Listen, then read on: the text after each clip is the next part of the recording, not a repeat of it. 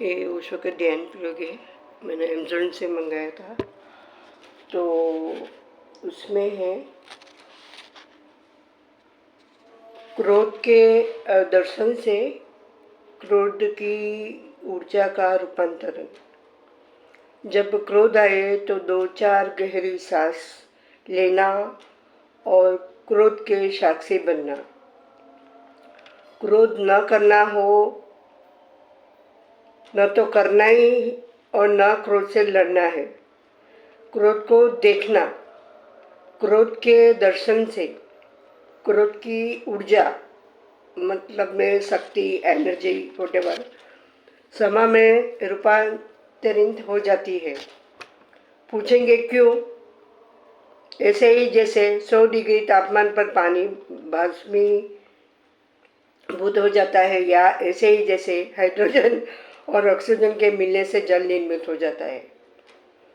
और मैंने जब भी लाओसे की किताब पढ़ती थी तभी से आया था, या किसी और किताब में भी हो सकता है, कि जब भी आप एकदम क्रोध में आए तो वो अगर आपका गार्डन है तो वहाँ आप गार्डनिंग करने लगो, मतलब में ज़मीन की खुदाई करने लगो, या उसने ऐसे भी घर में भी प्रयोग बताया है कि आप दरवाज़ा बंद कर दो, चिल्लाओ, फिर समझो आपका कल्पित कोई शत्रु है, मतलब में तो जो चीज़ें होती है जैसे रूह की वो पी लो, तो उसके साथ वो ऐसे ऐसे करके अपनी जो भीतर जो एनर्जी है वो ऐसे विसर्जित कर दो।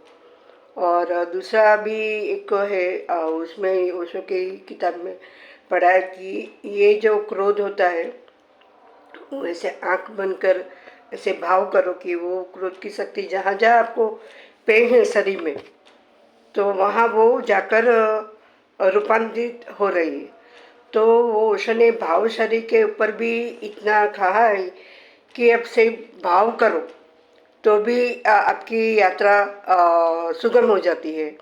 जैसे कभी कोई बीमार है, समझो वो एक्सरसाइज नहीं कर सकता है, तो उसके लिए उन्होंने बोला कि आप भाव करो कि आप पर्वत चढ़ रहे हो या सीढ़ियाँ चढ़ रहे हो, व्हाटएवर।